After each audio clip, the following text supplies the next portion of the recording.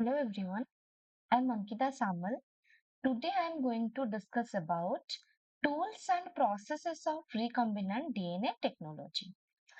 One question arises from here that what is recombinant DNA technology or what is recombinant DNA? So basically recombinant DNA is the combination of multiple DNA from different sources or species. Let's go into the details. So first of all, we will discuss about the tools. Among all the tools, the most important one is the restriction endonuclease, or otherwise called as the molecular seizure. So, restriction endonuclease is a type of nuclease. So, what is the meaning of nuclease? Nuclease is a type of enzyme which digests or removes nucleotides. So, nucleases are of two types. One is exonuclease, another one is endonuclease. Exonuclease usually removes the nucleotide from the end of the strand, either this end or that end. But endonucleases digest or cuts the DNA in between the strand. It can be anywhere. So, what is the meaning of restriction endonuclease? It cuts the DNA in between the strand, but only at very specific sites. That's how the restriction name is given to the enzyme. We can take an example of EcoR1. So EcoR1 has a very specific site to cut the DNA. That one is GAA-TTC. That is from 5' to 3'. So the 3' to 5' strand will be CTTAAG. So here the EcoR1 cuts in between G and A. So that's how it cuts at specific site. So EcoR1 usually produces sticky ends. You can see here if this is an DNA GAATTC and this is the template strand CTTAAG. If we will cut this with EcoR1, this will produce a strand like this. So we can see or this. So we can see there is one overhanging part in this cut DNA. So this is called as sticky DNA. So there is another type of cut that is called blunt DNA. One is sticky and another one is blunt end. So we can see the example of blunt end as SMA1. We can take SMA1 as an example. It cuts the CCCGGG 5' to 3' and 3' to 5' will be GGG CCC. It cuts between C and G. If we will place it in a DNA strand, so it will look like this. Okay, so this is the blunt DNA. This is the blunt end DNA. And another one thing is it usually the name is derived from the species it is extracted. That is, if we will take the example of EcoR1, so EcoR1 name has been taken from the species E. coli or Escherichia coli. The E from the Escherichia, CO from the coli, R from the RY strain, I from the order by which it is extracted from the species. So, usually how it works? It works by, we have discussed that it identifies one specific sequence and then cuts at a very specific site. So the sequence must be palindromic. So palindrome, what is the meaning of palindrome sequence? Palindrome sequence means we can read equally from both the ends. Like we can take one example like Malayalam. Malayalam. So you can see the spelling from the left to right end and right to left end, it's equal. This is the palindrome sequence, and the sequences here are also palindrome.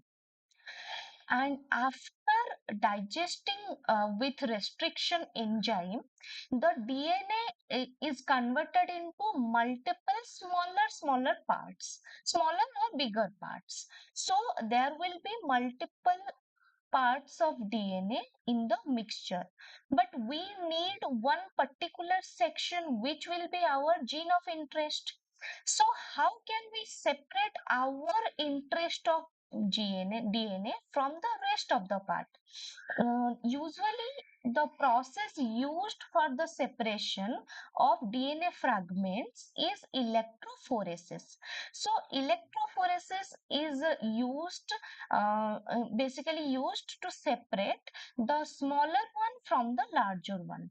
So here agarose gel is used as a base. So agarose gel is solidifies and forms base with certain wells, and it is put in the chamber. The chamber is provided with electricity and buffer is added. So after adding the buffer, the electricity is run through the chamber and the DNA is added into the wells. So when the electricity will be added, the DNA will move forward because this end is the negative end, this end is the positive end. So when the DNA moves, DNA is basically negative. So it will be repelled by the negative end and will be attracted by the positive end. So it moves from this end to this end. The smaller DNA molecules moves faster, whereas the larger DNA molecules moves slower. Suppose I want to separate this particular part. So I will remove this gel and then send it for the purification. So the purification process can otherwise be called as elution. Elution. Okay. So after elution, we can get our gene of interest. So, but we cannot put this gene of interest in an organism directly. We need a vector. Vector means which can carry the gene of interest to the host. So here the cloning vector can be used. This gene of interest is combined with the cloning vector and then sent into the host cell. Let's discuss about the cloning vector. Cloning vector basically can be of two types. They can be plasmid or they can be bacteriophage. So we know that bacteriophage and plasmid can replicate independently inside the bacteria cell. So we insert the gene of interest into these cloning vectors so that during replication our gene of interest will also get replicated. There are certain features which are very compulsory for the cloning vector, like ori. Ori is the origin of replication. That means the plasmid we are taking must have one origin of replication so that it can replicate individually. Next one is selectable marker. Selectable marker can be based on different types. One is antibiotic resistant marker. So antibiotic resistant marker basically are of multiple types. We can take a few examples for that, like tetracycline, tetracycline, ampicillin, ampicillin resistant genes, or We can take kanamycin, etc. Okay. And the most important thing, there must be a cloning site which we can cut and insert our gene of interest. So the cloning site can be of EcoR1, CLAV1, HEN3, BAMH1. Here we have taken one example of Escherichia coli plasmid, that is PBR322. So how the cloning site helps?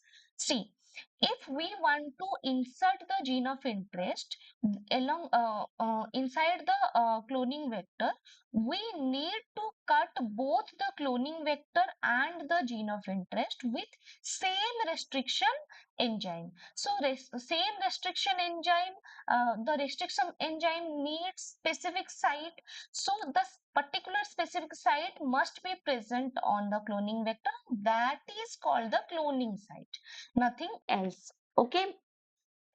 So this is all about the tools. Next, we can jump into the processes. So during the processes, we can discuss about the isolation of DNA, cutting of DNA, amplification, insertion into host, obtaining product, and purification. So this is a vast area of study. First of all, isolation of DNA. So we will first discuss about isolation of DNA. Okay. So suppose I want to extract, I want to make recombinant DNA from this cell. I need the DNA of this cell, right? So for that, I have to rupture into this cell and burst this cell. So to rupture the cell wall or cell membrane, different enzymes are used like lysozyme, EDTA, or C-tab is also used in case of plants. In case of plants, C-tab is also used for disruption of the membranes. Okay. After that, we will get the mixture of cellular components, broken cellular components. So then centrifugation is done. So what is centrifugation? Centrifugation is a process in which the mixture is rotated in at a very high speed, suppose almost 10,000 rotation per minute, so that the cellular debris will settle down at the bottom and the DNA, RNA and the proteins will be present and in the supernatant. The liquid part above is called the supernatant. The below part, which is in the corner of this tube, is called pillet, and the above part is called supernatant. So the DNA is usually present in the supernatant. But the problem is here there is not only DNA. We will get RNA and protein too. So RNAs and proteases are used to digest RNA and protein so that we can separate pure DNA. Okay. And for the visualization, we can use ethidium bromide, ETBR. Ethidium bromide, this can be a question. Ethidium bromide, this gives orange color to the DNA so that we can visualize the DNA in naked eye. Okay. The second step after isolation is the cutting of DNA. Here we will require the restriction endonuclease. So the second step is cutting of DNA. Here we will use what? Restriction endonuclease. So the restriction endonuclease is used to cut both the cloning vector and the gene of interest. Okay. and they both are cut with the help of the same restriction enzyme, so that same cut will arise, and we can ligate it with the help of ligase enzyme. What? Ligase enzyme. Okay. So after that, the third step is amplification. Amplification is producing multiple copies of our required DNA. Amplification. So for production of the multiple copies of our required DNA, we use one technique called PCR, which is polymerase chain reaction. And there are three steps for PCR. One is denaturation, another one is annealing, third step is extension. So we will discuss about all this one by one. So first step is denaturation. Takes place under very high temperature, that is almost 95 degrees Celsius. So what happens here? Suppose this is our DNA. DNA is double stranded. All of you know that DNA is double stranded. So this process breaks the bonds between the two strands and separate the two strands. This is called denaturation. Okay. Next step is called annealing. Next step is called annealing. In this process, we take one primer. So here question arises, what is primer? Primer is small oligonucleotide oligonucleotide sequence. So oligonucleotide means 10 to 12 nucleotide containing sequence. Okay. So why is it used? It is used for production of multiple copies of DNA. How we will see it? So we now have two separate strands of DNA. Okay. So let me change the color. Okay. Then we will add the primer here and here. It will bind to the main strand or parent strand of DNA. After that, multiple nucleotides will be added to the 3' end 3' OH of the primer and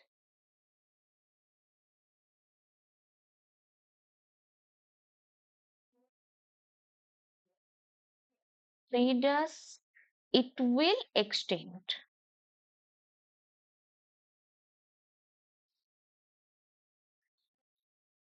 Basically, the last step is extension.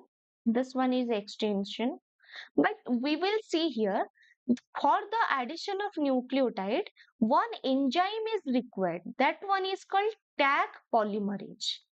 Taq polymerase. Why we are using Taq polymerase instead of DNA polymerase?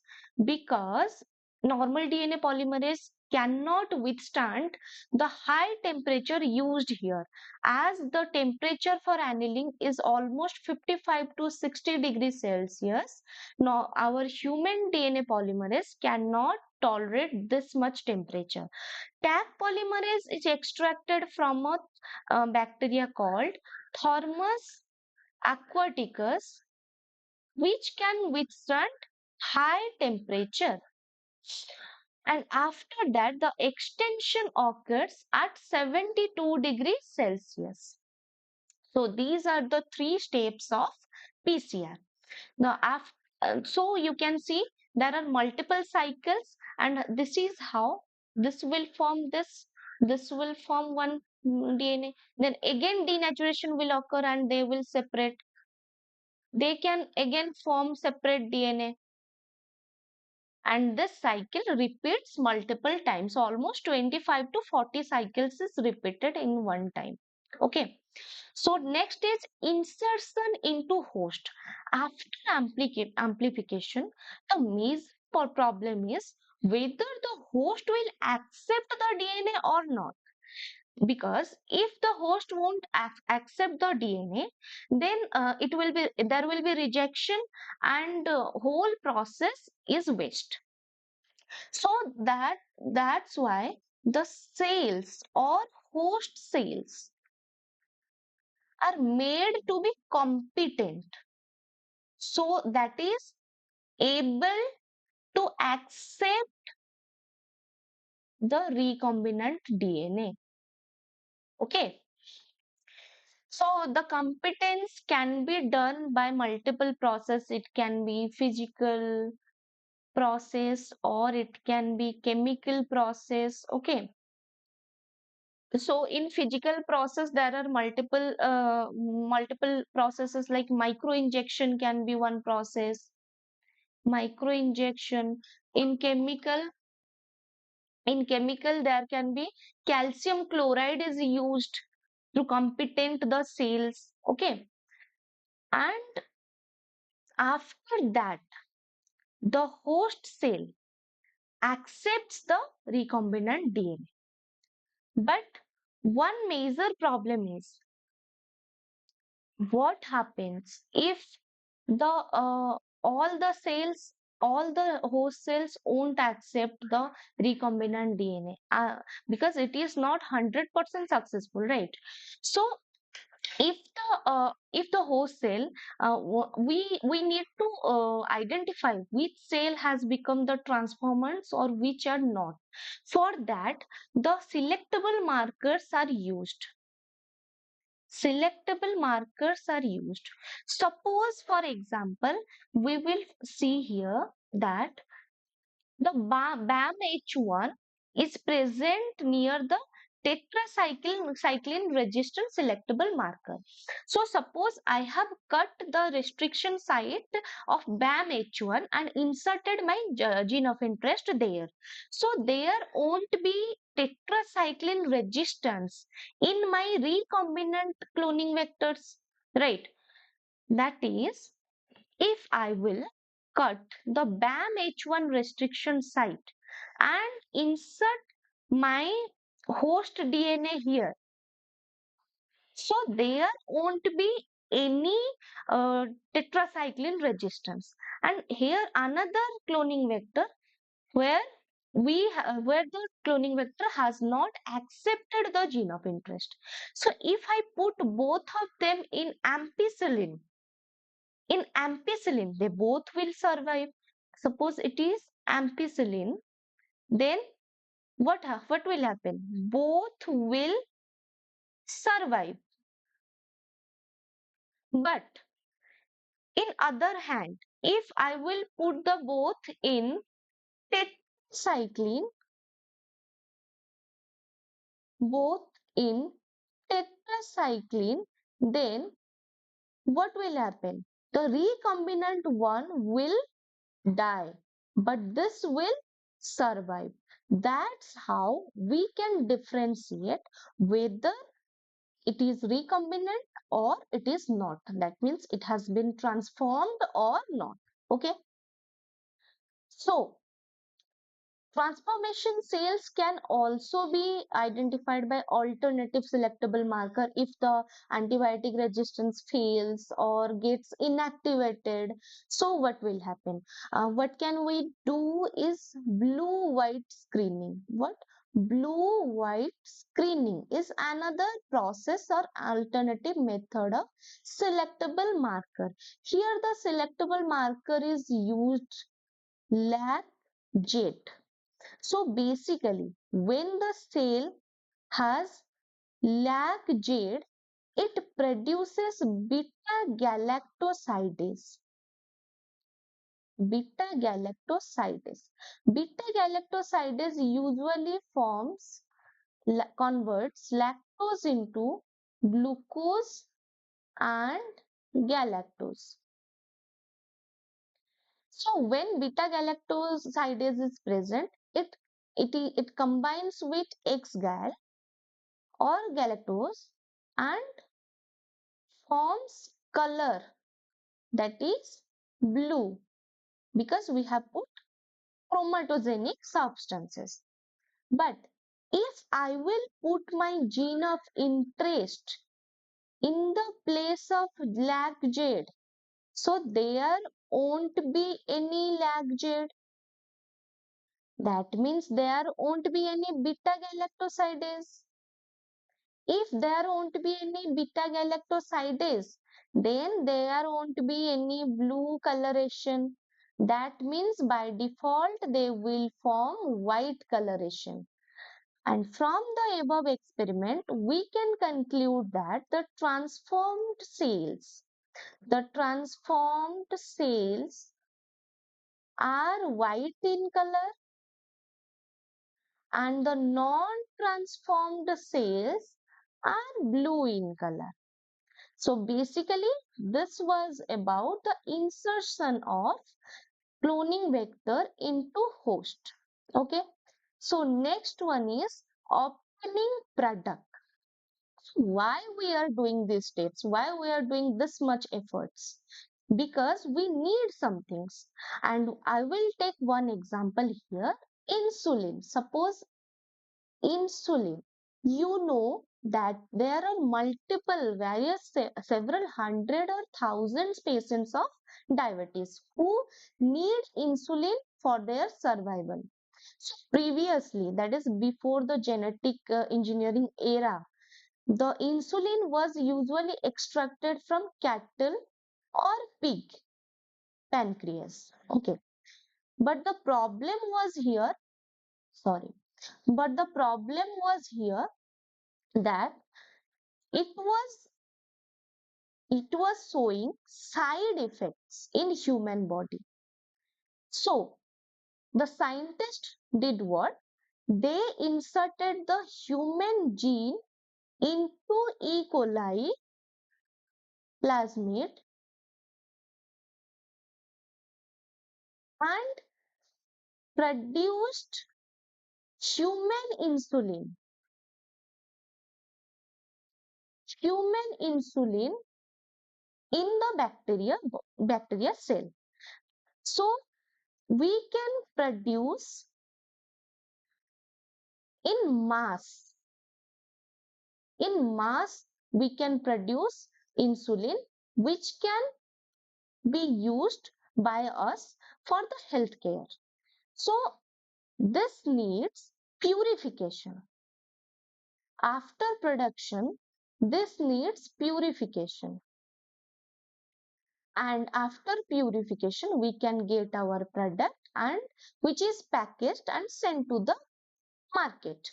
And this large production